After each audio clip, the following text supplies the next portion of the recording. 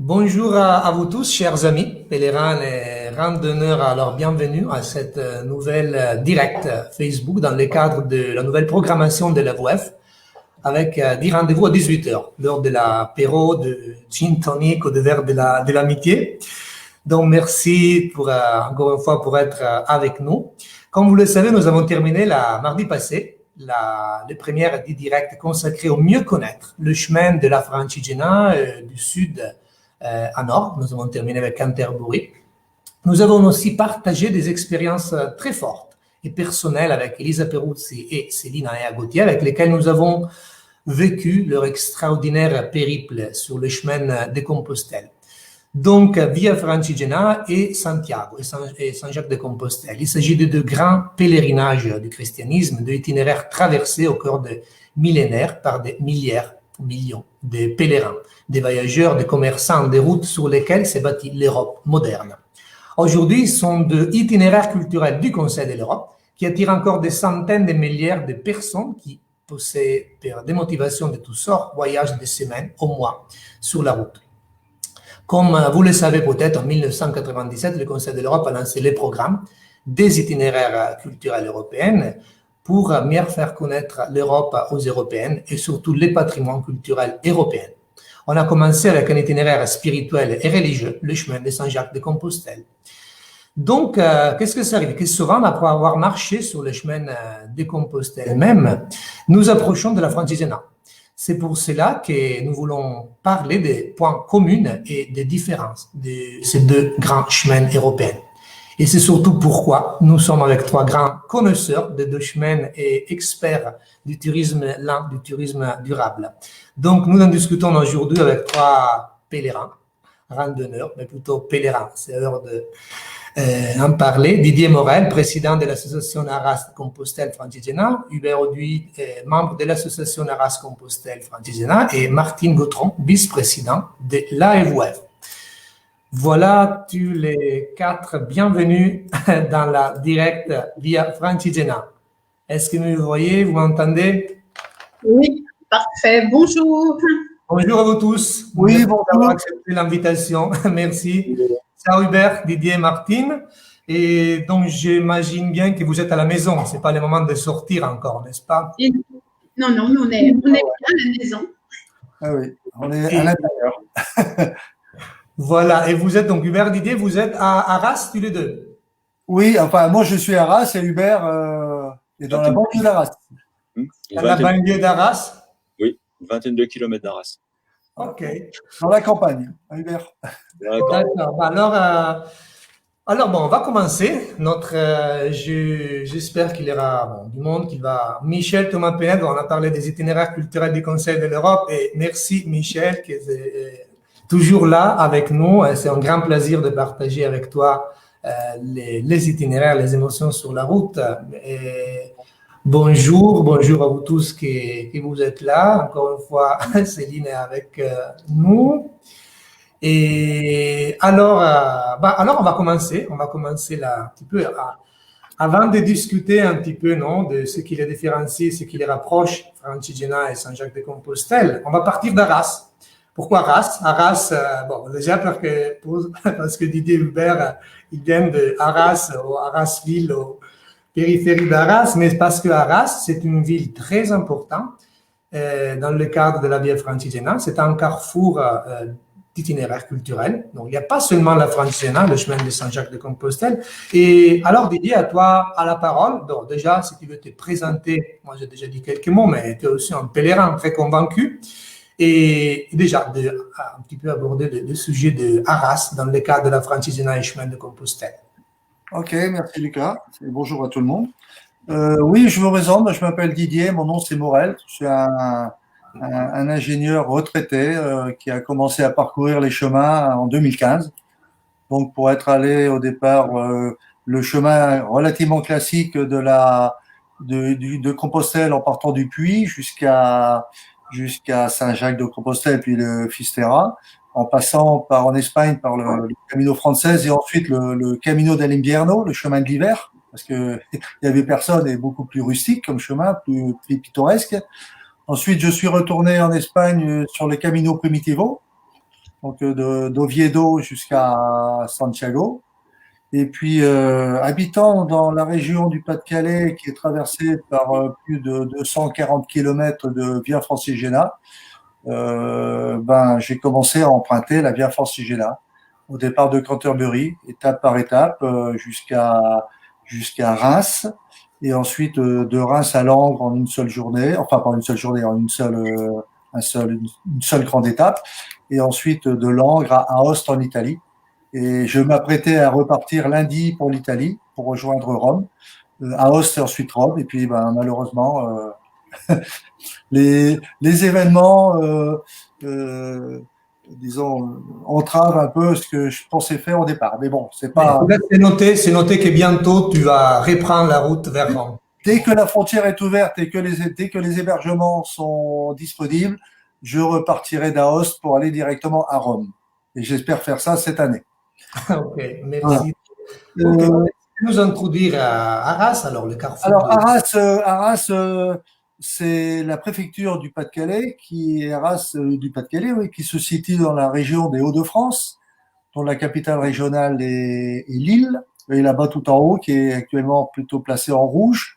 Hein, les Hauts-de-France sont en rouge dans le cadre du coronavirus, du déconfinement. Arras, c'est une très ancienne agglomération, la Trébassie, qui était l'étape 75, si je recherchais dans mes documents, du retour de Sigéric en 990 en revenant de Rome. Entre Douin, qui est près de Péronne, et Bruay, la Buissière et Thérouanne, Arras était à la 75e étape. Et ça a été documenté. Arras, c'est une ville très ancienne. Je connais pas suffisamment le passé d'Arras. Il y a eu retour à la France sous Louis XIV. Il y a eu mise en place d'une citadelle. Arras, qui fait partie des citadelles classées au patrimoine de l'humanité. Arras est bien connu pour ses places, ses grands places, la place des héros et la Grand Place, pour le beffroi, hein, qui fait partie des beffrois classés au patrimoine de l'humanité, il y a quelques années. Et Arras est surtout aussi connu comme une ville martyre pendant la guerre 14-18. Là, il faut savoir que la ville d'Arras était gérée par les Britanniques pendant la Première Guerre mondiale, et qui circulait dans Arras, mais pas sur les rues, mais dans des souterrains. C'était une ville qui avait énormément un réseau enterré pour être à l'abri de bombardements. Ce qui signifie que pendant la guerre 14-18, les bâtiments en hauteur ont été détruits. La cathédrale a été détruite. Le beffroi, tel que vous voyez là, il a été détruit et il a été reconstruit. Les places ont été détruites. Ça, c'est une vue de l'abbatiale, une ancienne abbaye Saint-Va, une très belle abbaye Saint-Va, ce qui était une énorme abbaye, qui était située avec la cathédrale, l'ancienne cathédrale, dans le quartier où, on va dire, où on prie, hein, qui est maintenant quartier occupé par la préfecture. Voilà, donc c'est une ville ancienne. On retrouve pas mal de vestiges qui remontent à plus de 1000 ans, voire 1500 ans, début de l'Église même. Donc ville très historique, et très parcourue par les Britanniques, hein, qui viennent à Arras principalement pour aller se recueillir dans les cimetières britanniques, les cimetières du Commonwealth. Il y en a 2000 dans la région, hein, sur des aïeux qui sont tombés pendant la Première Guerre mondiale. Et à côté d'Arras, il y a même le siège social de la Commonwealth War Grave Commission, qui s'occupe des plus de 22 000 lieux de mémoire du Commonwealth au travers le monde. Donc on a vraiment le siège de l'Europe et toute beaucoup d'artisans qui entretiennent les cimetières, qui sont vraiment des bijoux de maintenance, d'entretien. Arras est caractérisé par le croisement de 3 chemins de pèlerinage, des itinéraires culturels inscrits au Conseil de l'Europe et de pèlerinage, qui sont un chemin de Compostelle qui part de Bruges, Lille, Arras, Amiens, Chartres ou Paris, Donc, qui rejoint ensuite les voies on peut aller à Vézelay, on peut aller à Tours, qui rejoint les grandes voies de Compostelle. Ensuite, il y a la Via Francigena, donc qui passe à Arras et qui traverse le Pas-de-Calais sur plus de 200 km, 240 km. Et nous avons une troisième voie, qui est la voie de la Via Santi Martini, la Via de Saint-Martin, qui part de Tours et qui rejoint Utrecht. Alors, cette voie elle existe, elle est documentée, elle est nettement moins parcourue que la Via Francigena, mais il y a quand même quelques pèlerins qui passent par ici, qui s'en vont à Utrecht, aux Pays-Bas. Voilà. Arras accueille tous les ans environ 200 pèlerins, hein, principalement sur la Via Francigena, et la plupart viennent des pays anglo-saxons. On référence 15 ou 16 nationalités, hein, qui s'arrêtent à Arras et que l'on peut loger dans la région. Alors, je reviens sur les villes intersections de 3 itinéraires culturels. C'est aussi le cas de Reims. Reims est située sur la Via Francigena. C'est une grande ville, Reims, qui n'est pas la préfecture de la Marne, mais qui est une grande ville avec sa cathédrale, qui était la cathédrale du Sacre des Rois, hein, de France. Avec Saint-Rémy aussi, qui est une basilique, qui est aussi un très beau monument. Donc Arras est aussi traversé par trois itinéraires culturels. Il y a le chemin de Compostelle qui vient de Rocroi, de la Belgique, et qui va à Vézelay. Il y a la Via Francigena, donc qui ensuite se continue vers Besançon, la Suisse.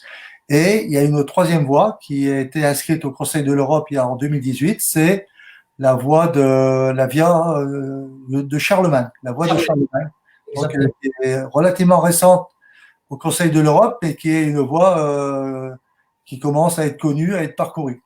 Voilà, donc Arras n'est pas la seule à être traversée par 3 voies. Itinéraire culturel, il y a aussi Reims en France. Il y a peut-être d'autres, mais je ne les connais pas. Moi, je connais pas. On espère bien que Reims aussi va bien adhérer au réseau européen de la Francigena. Je profite pour passer un bonjour maintenant. Je vois qu'il y a Elena, Leslie, Martha, David, Pierre et Marie qui sont avec nous. Donc, merci de partager avec nous la direct. Et je vais revenir, Didier, un instant sur les sujets très importants de balisage sur les sols inauguré récemment, il y a 2 ans et demi. C'est un très bon exemple que, par exemple, il n'avait pas encore arrivé en Italie parce qu'il n'y a pas encore de ville italienne qui utilise. C'est une formule très intéressante. Moi, à niveau du information pratique pour les pèlerins, même à niveau esthétique. Et donc, il y a aussi la ville de Calais qui a déjà mis les balisages. Et bon, si tu peux aussi parler un petit peu de cette inauguration, c'était très important dans le cadre d'un projet. Oui. Alors, le balisage de la traversée d'Arras pour les chemins de Compostelle et la Via Francigena, donc est issu d'une participation, un budget participatif. C'était au premier budget participatif de la ville d'Arras. L'objectif, c'est que la ville mette à disposition des citoyens ou des associations logées à Arras des fonds. Et ensuite, à l'issue de la validation par la mairie et du vote des citoyens, on peut avoir un projet si le projet est retenu, et le projet qui est mis en application par la mairie. Donc, c'est un projet que l'association a déposé. C'est un peu un souhait de beaucoup de pèlerins. Quand on arrive chez vous, on ne sait pas par où passer, tout ça. Donc, on a eu l'idée de proposer comme projet le balisage de la traversée d'Arras. Alors, c'est pas une traversée la plus directe possible parce qu'on a cherché aussi à faire passer les pèlerins par des endroits touristiques.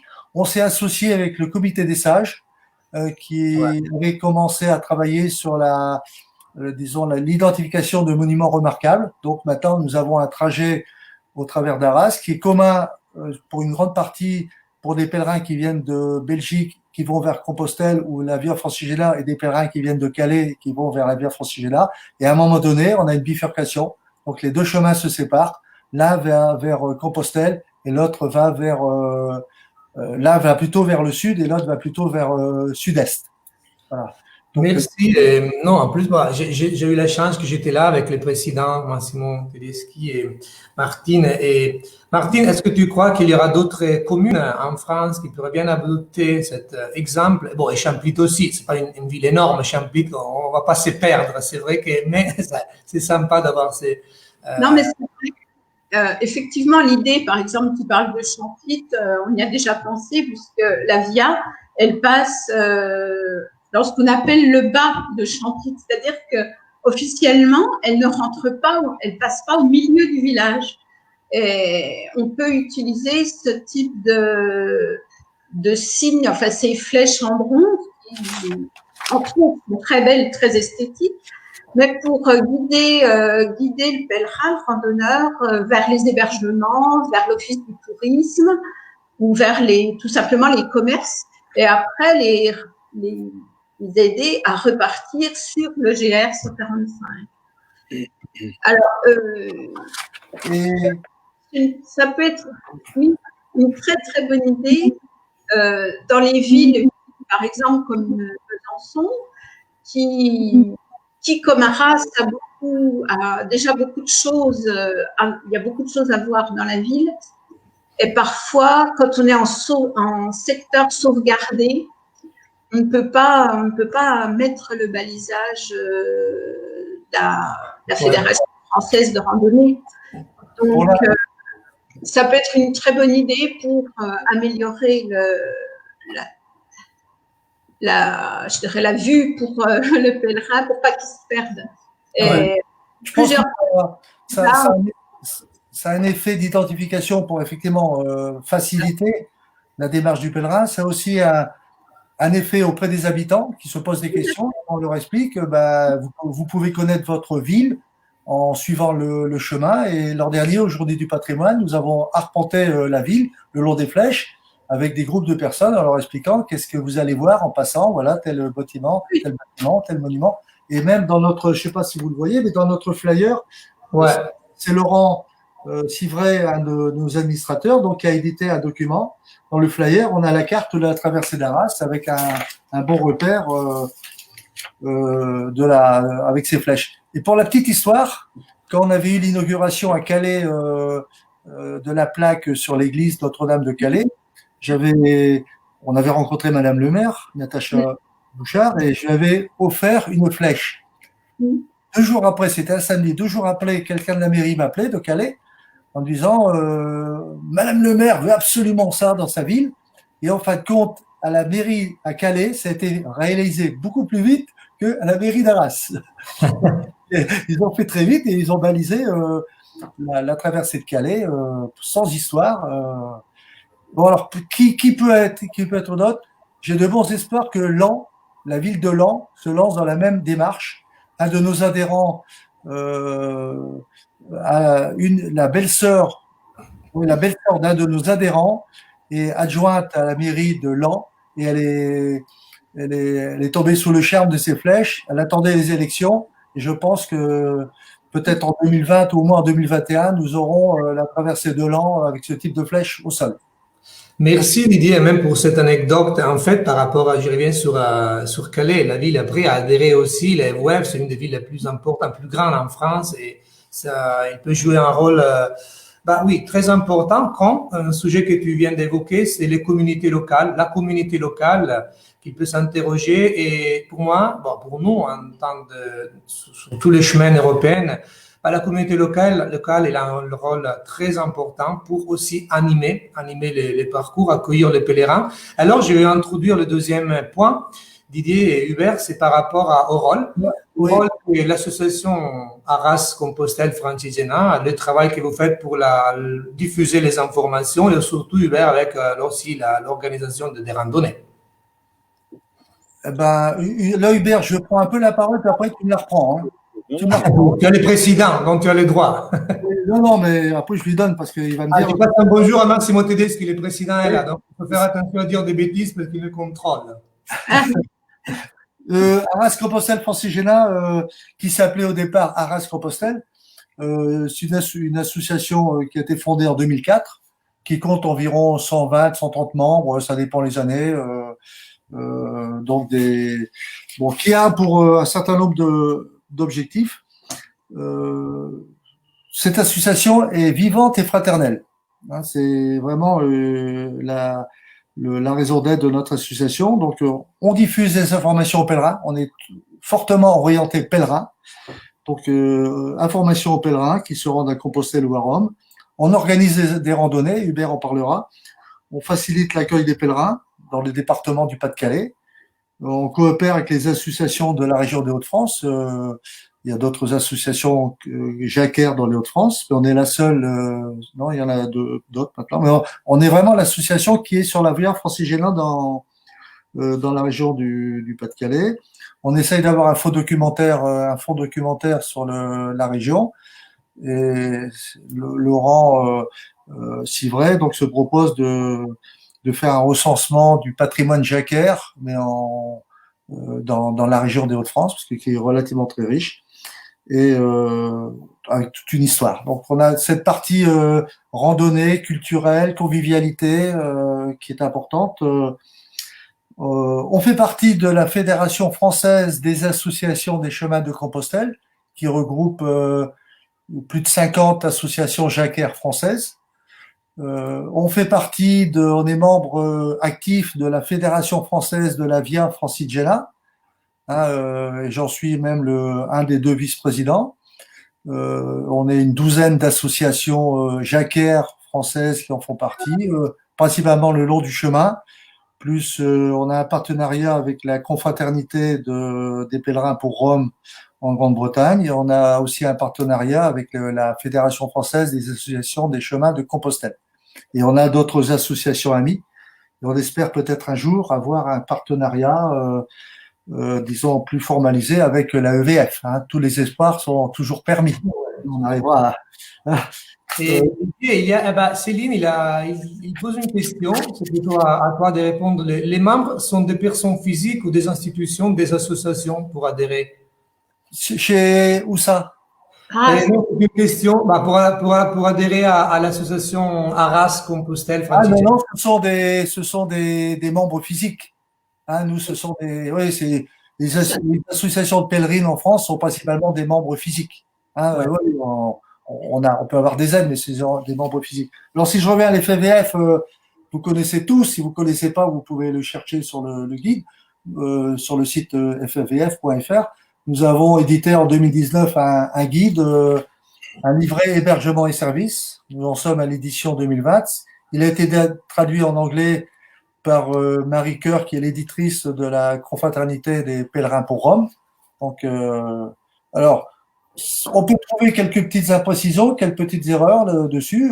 C'est pas impossible. Dans quel cas, quand on nous fait remonter l'information, on est tout à fait capable de la corriger dans l'édition suivante et d'y mettre un intercalaire pour l'édition en cours. Donc, on ne se veut pas essentiellement 100% de choses. Il peut y avoir des petites erreurs. Ça peut arriver. Voilà, donc pour l'association, je vais laisser la parole à Hubert sur les randonnées et tout ce qui s'en suit. Oui, parce qu'il y a pas mal de randonnées d'animation, je ne me trompe pas.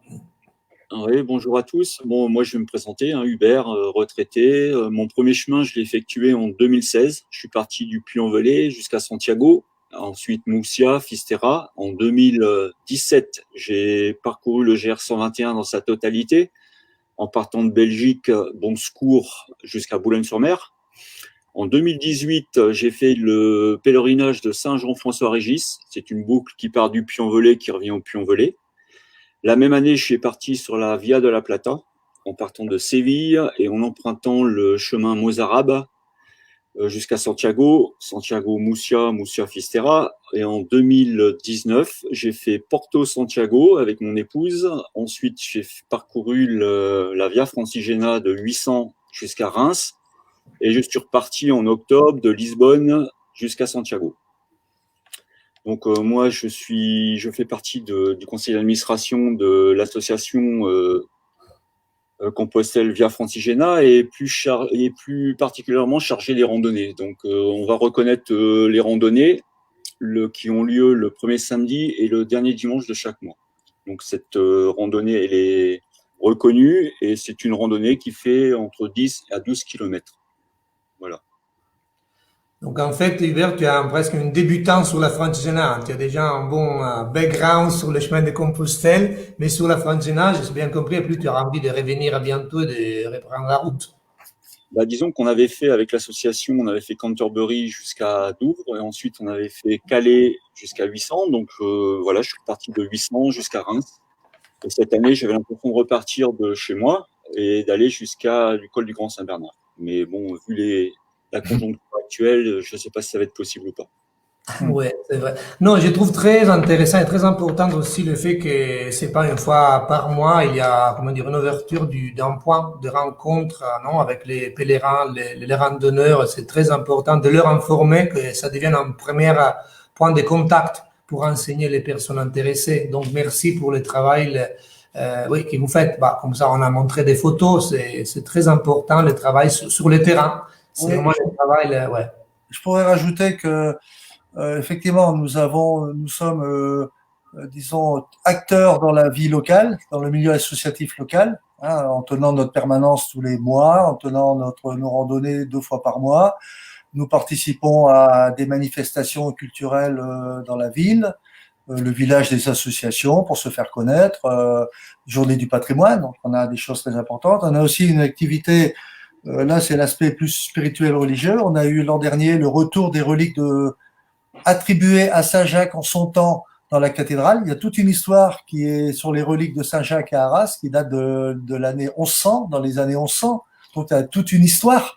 Hein, et là, c'est pas de la légende, c'est l'histoire, où un crâne aurait été apporté à la ville d'Arras dans les années 1100. Il a été partagé en deux. Une partie est partie dans la région d'Aire-sur-la-Lys, une partie est restée à Arras.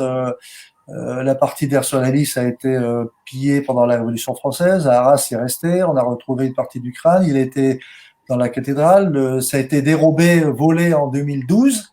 Et on a pu retrouver quelques poussières qui étaient parties dans la région de Paris, à Montrouge, hein, qui sont revenues officiellement l'an dernier. C'est pour ça que vous avez vu comme photographie une chasse, hein, dans laquelle on a remis les reliques.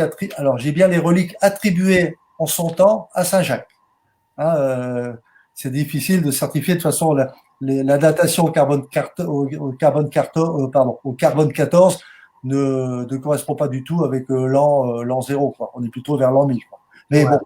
Bon, c'est l'aspect un peu religieux de la situation. Et dans les années 1300, 1400, 1500, il y avait à Arras une grande compagnie alors je ne vais pas dire société, une compagnie jacquaire des Mailleurs avec son hôtel, ses hôpitaux et tout ce qui s'ensuit. Donc c'était quand même une grande ville jacquaire sur Arras. Ok, merci. Non, il y a que Céline qui a posé une question, c'est par rapport aux randonnées que vous organisez. Il y a aussi le côté spirituel, pas forcément religieux, mais je pense de comprendre que oui, il y a aussi cette dimension spirituelle pendant les randonnées que vous organisez, ou c'est seulement de trekking tout court? Non, il y a toujours on essaye toujours d'allier le corps et l'esprit, on va dire. La partie randonnée et la partie culturelle, spirituelle. Par exemple, quand nous sommes allés à Canterbury, on a pu prendre connaissance de la cathédrale de Canterbury. On a eu le lendemain une bénédiction. Il y a même une photo par une évêque de Canterbury. Quand on s'est arrêté à Shepherd's-Well, on a aussi été accueillis par c'était une femme qui était bishop de Shepherd's-Well. L'an dernier, nous sommes allés au Mont-Saint-Michel, où on a pu effectivement visiter, assister aux vêpres, à la confraternité de Jérusalem, à Saint-Michel, au Mont-Saint-Michel. Donc, on essaye d'avoir, pour ceux qui veulent, naturellement, cet aspect spirituel. Ouais. Je trouve qu'entre la France et l'Italie, dans l'utilisation du mot, comment on dit, pèlerin, en fait, en italien, c'est, oui, pellegrino, et en français, c'est pèlerin. Bon, en français, c'est vraiment plutôt, en France, c'est plutôt net, la différence. Pèlerin, c'est vraiment quelque chose de très spirituel, en tout cas personnel, et randonneur, il y a une certaine différence. En Italie, en italien, sinon, on utilise pellegrino, mais bon, tout court, même si c'est pas ce côté-là spirituel. Et j'ai remarqué pour moi, c'est une différence et je trouve que c'est très important le mot spirituel lié aussi le mot pèlerin lié à l'aspect spirituel. Oui, de toute façon, on démarre, même si on démarre randonneur, on termine rapidement, on arrive rapidement pèlerin. Hein, pèlerin, ça veut dire qu'on s'intéresse plus à dormir, loger on s'intéresse aux personnes, on s'intéresse au patrimoine, on s'intéresse aux églises. Enfin, on fait beaucoup de choses, quoi, quand même. Ça vient très rapidement et on peut pas ne pas passer à côté de la cathédrale de Reims, du monastère des franciscains là-bas tout en haut après Besançon. Enfin, il y a des choses, il y a des belles rencontres qui se font le long de la route un peu partout. Hein. Du Grand Saint-Bernard, quand on est au Grand Saint-Bernard, bah, c'est clair que là, on n'y échappe pas. Hein. C'est comme que sur la voie de Compostelle. Bon, il y a des endroits. Exactement. Et si vous êtes d'accord, avant de entrer dans le sujet principal, non, de parler de ressemblances et différences liées à Compostelle et Saint-Jacques et Francigena, et Hubert et Didier, je veux bien aborder un petit peu votre expérience sur la route. Moi, j'ai quelques photos à montrer de vos périples. Bon, déjà, vous avez un petit peu dit quelles sont les expériences à partir de 2015 et 2006 que vous avez fait. Mais bon, à partir de toi, Didier, si tu veux nous raconter Non, la parole à premier à Hubert. Hubert, je vais montrer aussi des photos de toi sur la route. Comme ça, tu es un vrai pèlerin. Il y a des photos avec la neige aussi. Bon, moi, en ce qui me concerne, je suis pèlerin. Je suis pas randonneur, je suis pèlerin. Donc ça veut dire, pour moi, ça a beaucoup d'importance. Et quand je pars sur les chemins, je pars toujours avec des intentions de prière. Donc quand je dépose en fonction de où j'arrive, hein, soit Reims, soit Santiago. Là, je suis pas encore allé jusqu'à Rome, donc je peux pas déposer ce que j'ai pas fait. Au niveau d'une anecdote, c'est que le chemin nous réserve beaucoup de surprises quand même, parce que l'anecdote qui me vient à l'esprit là, c'est François. C'est une personne qui fait partie de notre association et qui est partie sur la partie française dans le but d'aller jusqu'à Santiago. Donc moi, je suis parti cette même année, 15 jours ou 3 semaines après lui, de Séville. Donc de Séville, je remonte jusqu'à Santiago. Santiago, je pars jusqu'à Murcia, Fisterra, et je reviens à Santiago dans le but de préparer mon retour. Et là, un soir, un coup de téléphone, c'est François. François était sur le chemin. Il s'est blessé sur la partie espagnole. Il a fini son chemin parce qu'il tenait absolument à aller jusqu'à Santiago en vélo. Et en s'arrêtant pour prendre une photo, il a perdu papier, appareil photo, téléphone, enfin tout. Et comme il avait vu que j'étais à Santiago, il me dit Hub, j'arrive demain. Est-ce que tu peux me prêter de l'argent? Est-ce qu'on peut se voir? Oui, pas de problème. Et donc le lendemain, je le rencontre. On se voit sur la place de la cathédrale. Et donc il dit on discute un petit peu et puis il dit je vais aller au commissariat pour faire ma déclaration de perte. Donc il arrive là-bas, il explique un petit peu. Il y a quelqu'un qui l'entend et qui lui dit mais vous appelez comment François? Enfin je vais pas vous donner son nom de famille, mais écoutez, il y a un pèlerin qui vient de trouver tous vos papiers. Vos papiers vous attendre sur la place au quart de police qui est en sécurité en permanence là sur la cathédrale. Donc l'anecdote est la suivante, c'est que lui en partant de France et moi en partant de Séville, si on avait programmé le fait de se rencontrer à Santiago, c'était impossible. Je pense que c'était impossible. Donc là, voilà, c'est une anecdote que je vous raconte de la part de François et moi, on s'est retrouvés sans le savoir et puis sans programmer quoi que ce soit. Donc le chemin, pour moi, offre beaucoup de surprises. Voilà mon anecdote. En fait, on va montrer des belles photos de ton long chemin fait sur le chemin de Compostelle. Donc merci aussi pour le partage des photos, Hubert. Là, j'imagine que c'est Arras. Ouais. Oui. Alors, à toi, Didier, de partager ton expérience. Oui, comme je l'ai dit tout à l'heure, c'était Compostelle en partant comme vraiment un débutant avec des chaussures qui n'étaient pas du tout des chaussures de marche. Donc, je ne vous dis pas, les douleurs aux pieds, les premiers 19 jours, c'était intenable. Je marchais à l'effet Ralliant 2 grammes par jour pour pas sentir les pieds. Enfin, c'était infernal. Et puis après, ça s'est arrangé quand même avec l'entraînement. pour aller jusqu'à Compostelle 2 fois, puis ensuite partir sur la Via Francigena. Maintenant, je retournerai à Compostelle que quand j'aurai marché jusqu'à Rome. Et je l'ai promis à des moines dans des monastères où je suis arrivé où je suis allé l'an dernier, qui ne sont pas du tout sur la Via Francigena, en disant quand je serai à Rome, je penserai à vous, je prierai pour vous quand je serai face au Saint-Père. Et une anecdote qui est en relation avec un bouquin que m'avait offert mon épouse, c'était La vie commence à 60 ans. C'était un bouquin d'un monsieur qui s'appelle Bernard Olivier, qui était un journaliste et qui a été licencié du Monde, bref, c'était un journaliste de haut niveau, qui avait failli se suicider et qui est parti marcher sur les chemins de Saint-Jacques. Et puis plus il marchait, plus il trouvait que ça le remettait en état. Et puis quand il est rentré, il s'est dit je vais fonder une association pour remettre des jeunes délinquants, des mineurs, les remettre dans le bon chemin, par la marche, la marche au long cours. Voilà, donc j'avais lu le bouquin, j'avais ça en tête. Et quand je suis arrivé à Roncevaux, j'ai fait la connaissance d'un jeune, comme ça, il parlait français. Le lendemain, je l'ai retrouvé. On a refait un peu de marche. Puis à un moment, je lui ai dit, c'est bizarre, avec ton accent, tu n'as pas un accent marseillais. Il me dit, non, non, je suis du Pas-de-Calais. Ah bon? Tu es où? Bapaume. Ah, non, c'est à 30 km d'Arras. Il dit, qu'est-ce que tu fais là? Il me dit, je me suis échappé, j'ai fugué d'une maison familiale. Et puis, on m'a proposé de marcher. Hein? J'ai dit, ah bon, c'est quoi l'association? Seuil. Ah, donc j'ai trouvé en chemin tout à fait l'illustration de ce que Bernard Olivier avait mis en place pour, réadapter des jeunes par la marche au long cours. Ils font 2000 km sans téléphone, sans smartphone, tout ça, rien du tout, avec un accompagnateur.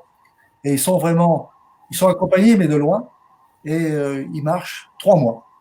Et au bout de 3 mois, le taux de réussite, il est de plus de 85%. Donc de bonne réinsertion dans la société civile. Et ça, je trouve que c'était vraiment, c'est quelque chose que je n'oublierai jamais. Cette année. Et ensuite, Olivier, je l'ai fait venir à Arras. Il nous a parlé de son expérience. Enfin bref. Normalement, il devrait y avoir un reportage sur TF1 le concernant avec cette association. Donc c'est un grand bonhomme. Anecdote, voilà, qui est Ah non, c'est une très bonne anecdote. En fait, bon, c'est aussi très important de s'accepter les longs de chemin, de suivre vraiment chacun son propre chemin. Normalement, on dit toujours qu'un voyage n'accomplit que lorsqu'on le fait 3 fois, c'est-à-dire une fois avant le départ, après une fois sur la route et une fois au retour. Est-ce que vous êtes d'accord? Ah oui. Bien sûr, je suis tout à fait d'accord avec ça.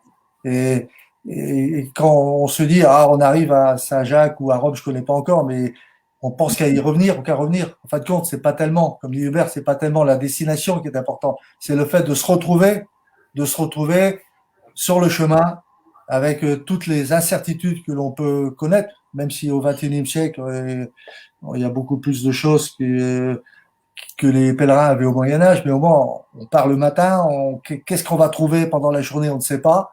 Où on va arrêter le soir, on ne sait pas. On ne sait pas, on a peut-être une adresse, mais on imagine dans sa tête, mais on découvre. À chaque pas, on découvre quelque chose. Et ça, c'est fabuleux. Le plus grand des chemins commence par le premier pas, n'est-ce pas? Ouais. Et donc, il y a l'intervention de Marianne Roussel. Je viens de prendre en cours. Avez-vous parlé de nos projets d'accompagner des personnes à mobilité réduite? Oui, ça c'est bonne question, Marianne. Je pense que je vois qui y est, Marianne. C'est un projet pour l'association de mettre en place une petite branche avec Patrick Aldeguerri, qui est un administrateur, de pouvoir accompagner des personnes à mobilité réduite. Et on a un test qui était prévu là, mais qui va être décalé au 2e semestre, avec une joëlette. Donc, de pouvoir accompagner des personnes, au départ pas loin d'Arras, puis après peut-être plus loin. Comme le font déjà des associations françaises qui ont emmené des pèlerins à Saint-Jacques-de-Compostelle. Je pense à Compostelle 2000 à Paris, ou des associations Rhône-Alpes, des grosses associations qui mettent en place des structures, des organisations pour accompagner des personnes à mobilité réduite sur les chemins de pèlerinage ou des chemins de randonnée de pèlerinage. Et là, c'est plus que ça allie du culturel, ça allie de l'environnemental. Il faut leur faire découvrir beaucoup de choses à ces personnes. Mais ça demande aussi une grosse organisation. Parce que pour une personne en Goélette, il faut 5-6 personnes à côté, hein. Plus des accompagnateurs spécialisés. Enfin bref, ça ne s'improvise pas. Mais c'est pas impossible et on va se lancer là-dedans. Non, merci pour ce partage sur ces beaux projets. Je trouve très important de donner la possibilité à tout le monde, non, de vivre le chemin. Et pour cela, j'espère que bientôt, on pourrait aussi arriver, comme il y a déjà le guide sur le chemin de Saint-Jacques hein, pour les personnes avec la mobilité réduite, même sur la Francigena, j'espère que, bon, pas demain, après-demain, on pourrait aussi avoir une guide pour les personnes avec mobilité réduite. C'est très important de donner à tout le monde la possibilité de vivre l'esprit de la Francigena. Bon, alors, par rapport au esprit de Francigena et chemin de Compostelle, je pense qu'on peut alors aborder le sujet. C'est un petit peu le thème non, de notre discussion aujourd'hui. Et je demande aussi à tout le monde qui nous écoute d'intervenir. Et les différences et ressemblances, les diversités entre les deux chemins. C'est pas qu'il y a un chemin première ligue et l'autre c'est deuxième ligue, mais c'est un petit peu différent. Il y a des très belles choses à partager en commun, et des choses qui sont différentes. Et par rapport au patrimoine, l'histoire, côté spirituel, balisage, accueil. Donc je laisse introduire à toi, Didier, la discussion. Oui, je vais pas parler trop là. Bon, il y a déjà en termes d'introduction, on a une situation historique relativement un peu différente et géographique aussi. La Via Francigena, je ne parlerai que de celle qui s'arrête à Rome, Canterbury-Rome, c'est une voie hein, qui est bien tracée, qui part de l'Angleterre dans le du Kent, qui arrive à Rome, hein, qui est tracée, qui est supportée par un chemin historique, moins pour la plupart du trajet. Il passe au moins dans toutes les villes où c'est arrêté Sigéric en revenant de Rome. Donc ça, c'est documenté. Donc c'est vraiment quelque chose qui est historique. Cette voie emprunte des voies romaines, certainement, peut-être même avant les Romains, mais au moins des voies romaines, des voies de l'océan, des voies Agrippa, enfin bref, toutes ces vias qui partaient de l'Italie, qui permettaient d'irriguer l'Europe. Ensuite, elles étaient utilisées par des commerçants qui ont certainement dû brasser des commerçants, des artistes peut-être. Enfin, tout ça, ça s'est brassé au fil des âges. Et puis, ça a été utilisé par des pèlerins qui allaient à Rome, qui allaient à Jérusalem, qui ensuite se sont arrêtés à Rome parce que Jérusalem n'était plus accessible facilement pour les pèlerins, à moins faire partie de croisades. Donc tout ça, ça a dû pas mal voyager avant le Moyen Âge là-dessus. Et puis après, il y a eu la renaissance de la Via Francigena plutôt au XXe siècle, basée sur l'aspect historique. Donc ça, c'était quand même important. Les chemins de Compostelle, la différence, c'est que il y a des voies historiques, hein, le Camino Frances, la voie du Puy, Vézelay, Tours et puis la voie d'Arles.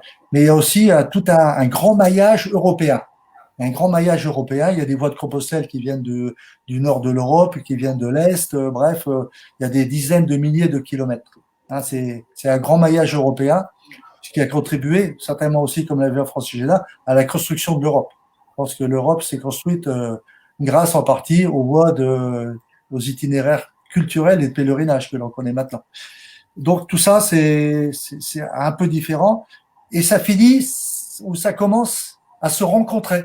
C'est-à-dire que sur la Via Francigena, on commence à avoir de plus en plus de voies d'accès à la Via Francigena qui sont des voies de Compostelle.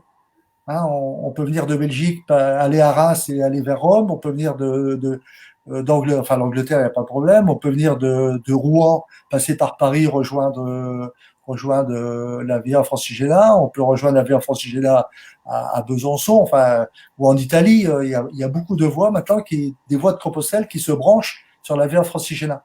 Et ça, c'est très bien. Donc ça, ça va, disons, donner plus de sang à la Via Francigena. Hein, si la Via Francigena, c'est une grande artère, une artère est bien irriguée quand il y a beaucoup de petites artères qui sont connectées. C'est ce qu'il faut. Donc, il faut amener de petites artères à la Via Francigena pour que le flux de sang, qui est le flux de pèlerins, soit de plus en plus important sur la grande artère qui permet d'arriver à Rome. C'est un peu imagé, mais tout le monde comprend très bien comme ça. Voilà. Merci. En fait, il y a un bon message de Marianne. Je sais pas si tu l'as lu. Voilà, Didier, en tout cas, l'accueil est le même entre un pèlerin de la Frontière, un pèlerin de Compostelle, notre ville en tant qu'un carrefour. L'expérience et les rencontres sont magnifiques. Rencontres avec des Belges, Néerlandais, Anglais, Italiens. Voilà, c'est un petit peu la synthèse de ce que tu viens de dire. Et les partages aussi, c'est le cœur de chemin. Exact. Marianne connaît très bien parce que c'est Marianne, de temps en temps, elle ouvre son logement à des pèlerins et qui sont très très bien reçus. Et on a aussi des anecdotes, et il faudrait trop de temps pour parler d'anecdotes avec des pèlerins chez Marianne.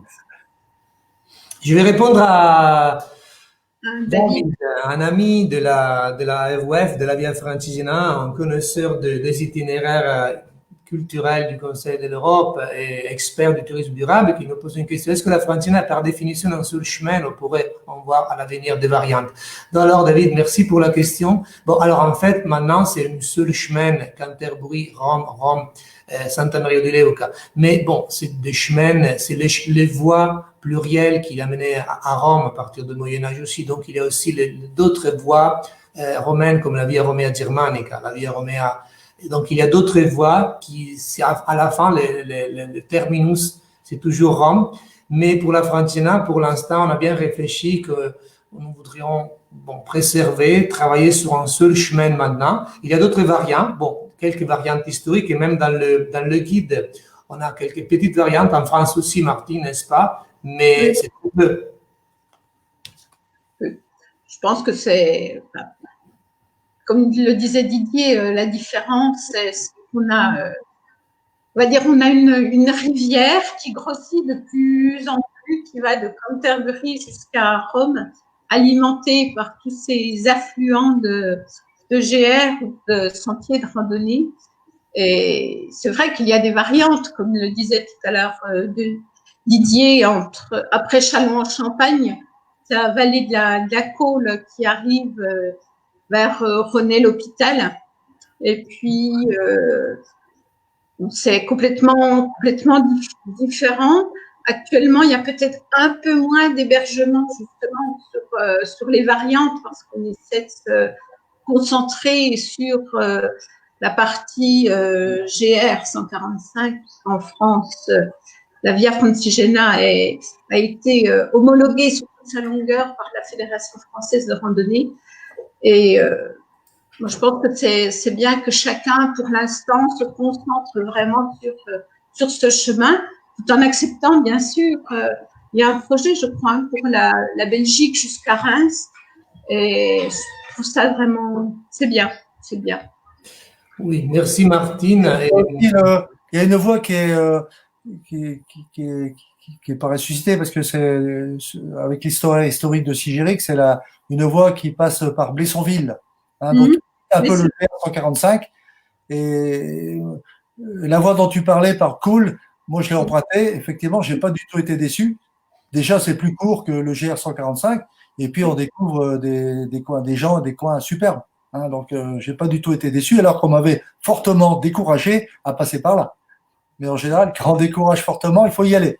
C'est vrai que c'est intéressant. Confidence pour confidence, j'ai aussi emprunté ce tronçon-là. Voilà. Mais j'ai à cœur de faire Châlons-en-Champagne jusqu'à Précy-Saint-Martin, René-l'Hôpital par le GR parce que. D'accord, ok. Moi, je ne le ferai pas.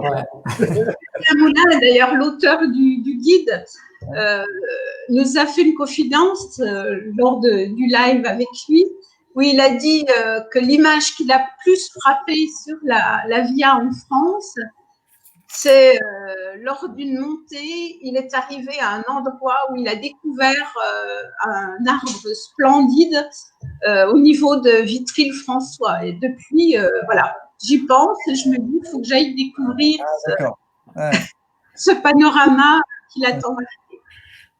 Une grande différence ou ressemblance, c'est vrai que l'esprit est le même.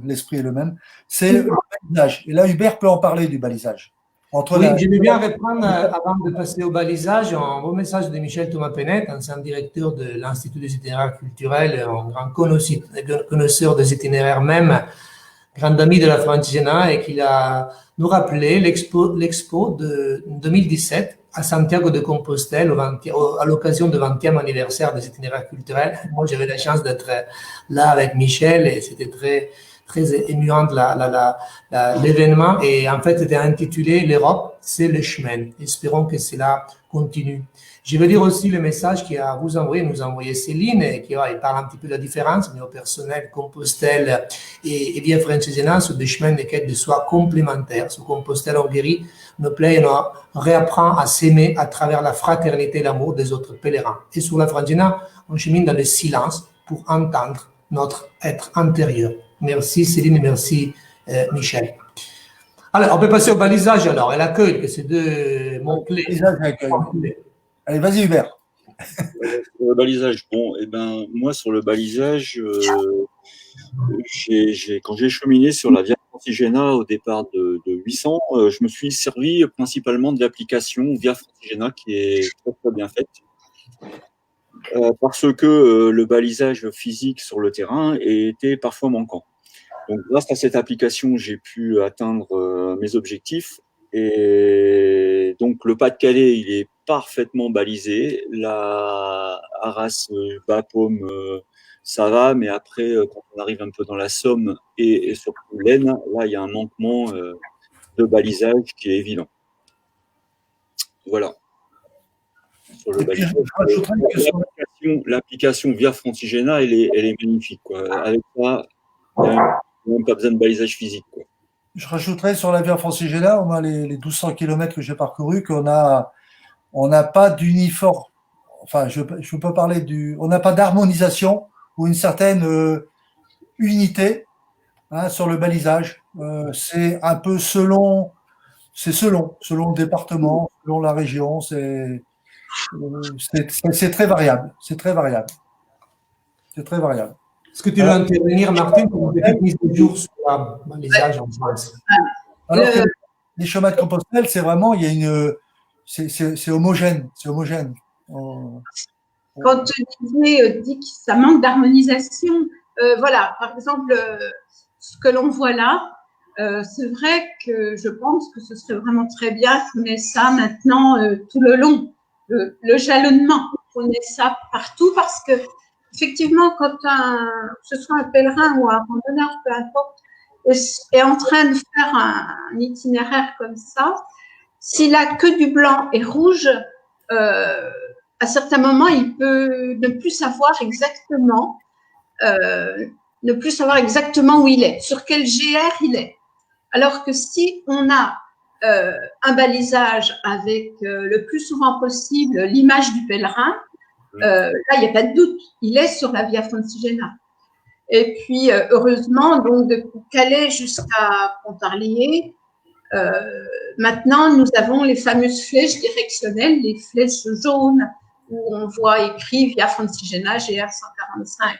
Mais oui, il y a des progrès à faire. J'ai vu un commentaire de Maryse Fagot, qui est le maire d'une petite ville,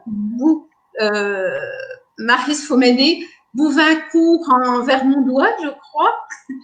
Et je sais, nous l'avons rencontrée cet automne à Péronne. Effectivement, je pense qu'il y a il y a des choses à faire, à améliorer. Mais comme le disait tout à l'heure Hubert, avec l'application, on se perd pas, mais effectivement, il y a de l'ancien balisage à retirer et puis c'est un travail en cours, comme le dit très justement Leslie. Il y a un travail qui est en train de se faire, c'est-à-dire de l'ancien balisage qui s'enlève. Et petit à petit, on voit apparaître désormais le bon balisage. Oui, sur les chemins de Compostelle, et c'est ce qu'on va faire ici dans le Pas-de-Calais, quand on va baliser un chemin avec la fédération de randonnée. Il y aura les flèches directionnelles des GR, mais il y aura la coquille. Systématiquement, il y aura la coquille. Et je pense que sur la voie de la Via Francigena, du début à la fin, on doit avoir le symbole de la Via Francigena. Vraiment l'identification de la Via Francigena. Il faut que ça soit, parce que c'est important pour les pèlerins, c'est aussi important pour les locaux de savoir qu'ils, à côté de la maison, tout ça, ils sont sur la Via Francigena. Avoir ce repère. Oui, en fait, les deux points cruciaux en fait pour un pèlerin, un randonneur, en fait, c'est bon, le balisage, que c'est indispensable, comme le disait aussi Céline, que c'est bon, homogène et c'est très important pour donner confiance aussi aux pèlerins. Et voilà, même l'autre point crucial, c'est l'accueil. Donc, je laisse à vous introduire ces points-là sur l'accueil du chemin. Vas-y, Hubert. L'accueil du chemin. L'accueil au chemin, l'accueil. C'est pertinent, je pense. Moi, en ce qui me concerne, enfin, c'est la partie que j'ai faite, j'ai pas eu trop de problèmes d'hébergement dans le sens où j'avais pris ma tente, parce que il y a vraiment quelques tronçons où les hébergements ne sont pas.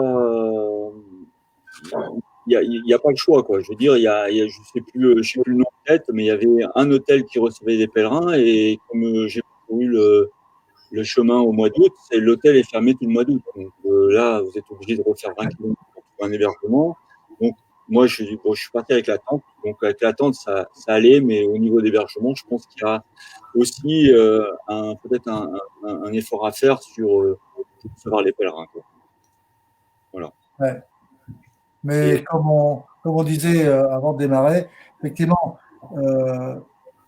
ce qu'attendent les pèlerins, effectivement, ils ont quand même en tête de se restaurer, d'être hébergés, de s'arrêter le soir, de voir des belles choses, d'avoir un beau chemin, d'avoir un chemin balisé et de pouvoir s'arrêter le soir.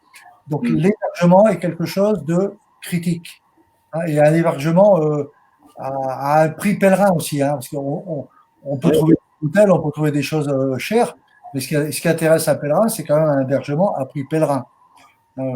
Et ça, tant qu'on a des difficultés à proposer, ça n'encourage pas les personnes à venir pèleriner. Hein, elles peuvent marcher la journée sur la Via Francigena, mais pour faire d'une itinérance, ça devient plus problématique. Donc c'est vraiment un point crucial, ça, l'hébergement. C'est pour moi, ça passe même avant le balisage, hein, parce que on va toujours trouver le chemin avec les Google Maps et tout ça, on peut toujours se débrouiller. Mais se coucher le soir, à moins de faire comme des adhérents de notre association qui sont déjà allés loin, à Jérusalem, à tout ça.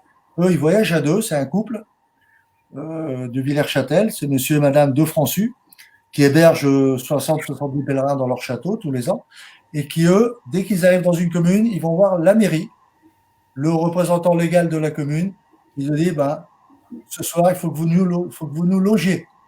Et ils trouvent toujours à se loger, que ce soit une salle de sport, une école de mairie, une salle de gym, tout ça, ils trouvent à se loger. Mais bon, tout le monde ne fait pas ça. Hein. Tout le monde ne fait pas comme ça.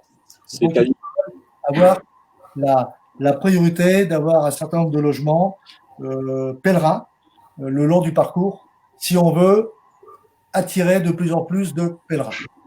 Oui, en fait, je peux prendre bien l'exemple de l'Italie où il y a 15 ans, par exemple, 14-15 ans, la situation de gîte, d'état pèlerin ou héberge pèlerin, c'est un petit peu comme en France maintenant. Donc, il y a un gap j'espère qu'on va récupérer bientôt maintenant, grâce au guide, grâce au travail des communes. Donc, en 15 ans, nous avons remarqué la grande augmentation du nombre d'espaces, des endroits pour les pèlerins, pour dormir avec l'esprit pèlerin. Bon, il y a toujours des hôtels, bed and breakfast, mais il faut toujours offrir le gîte pèlerin pour les pèlerins. Donc, j'espère que cet exemple-là, ça va bien marcher et continuer aussi en France. Et pas Martine, si tu veux ajouter quelques mots sur ces...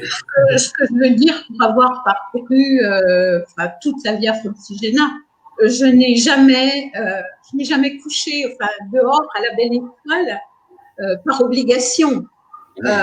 on a toujours trouvé un hébergement. Même, par exemple, à Arras, moi j'ai une anecdote au sujet d'Arras, je ne vais pas m'étendre dessus.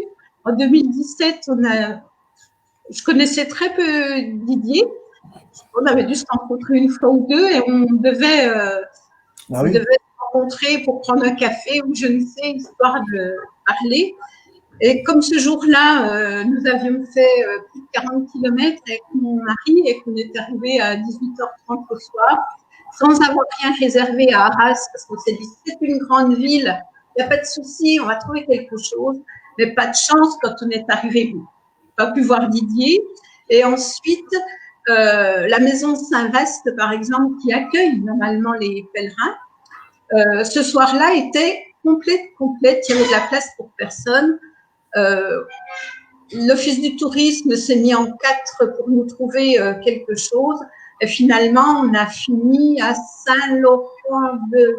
Oui, où j'habite, Saint-Laurent-Blangy. Voilà, c'est ça. Dans un Formule 1 ou un je ne sais plus quoi. Bon, c'était vraiment dommage. Mais bon, il y a toujours des solutions tout le long. Et, mais on travaille et je me rends compte, moi, que ne serait-ce qu'en 2 ans, le nombre des hébergements a vraiment augmenté. Il y a tout type d'hébergement. Il n'y a pas effectivement que des hôtels, que des hébergements pèlerins. Mais je crois qu'il faut oser aussi aller frapper à une porte où on a un souci et on nous laissera jamais dehors. Ça fait partie aussi d'un chemin de pèlerinage. C'est clair, on ne laisse pas un pèlerin dehors.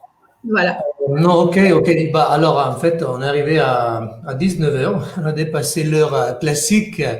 Et non, bah, c'est très important ce point final qu'on a traité. Et j'espère que surtout l'engagement de communes, départements, de régions, ça va nous aider énormément pour faire augmenter l'offre d'accueil de pèlerins. Je vais répondre à une question qu'il parlait. Combien de pèlerins sur la Francigena?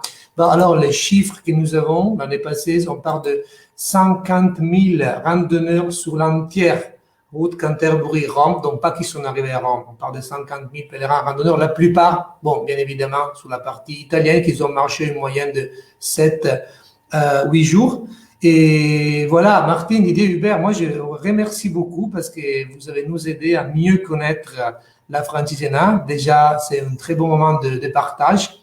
Et merci à vous tous que vous êtes, que vous avez nous suivis. Et voilà, en fait, ça nous donne envie de se remettre très bientôt sur la route. Didier, est-ce que tu veux ajouter un dernier mot? Vous avez à l'écran, je pense que tout le monde la voit, cette vue à l'écran, sur le chemin de Compostelle, on traverse les Pyrénées, pour aller à Rossevaux, de Saint-Jean-Pied-de-Port. Enfin, il y a le Saint-Port aussi, mais je parlerai du Rossevaux. Pour aller à Rome, on traverse les Alpes par le Grand Saint-Bernard. Ouais. C'est 1000 mètres plus haut. Plus de 1000 mètres. Ouais, c'est 1500. Là, c'est presque 2500. C'est 1000 mètres plus haut. Effectivement, c'est aussi un endroit très dépouillé, mais c'est aussi très, très, très riche d'émotions quand on arrive là. Ouais, c'est bien de finir avec l'image poétique et mythique du col du Grand Saint-Bernard. Oui. Et voilà, alors à vous tous, je vous souhaite une très bonne soirée et à très bientôt. Mardi prochain, nous sommes encore là, encore une fois, langue française, pour parler de la Francigena avec un historien, Cyprien Mizinski, qui va nous raconter son périple sur la Francigena. À vous tous, bonne soirée, à très bientôt. Ciao. Merci. Au revoir. Merci, Lucas. Au revoir. Ciao.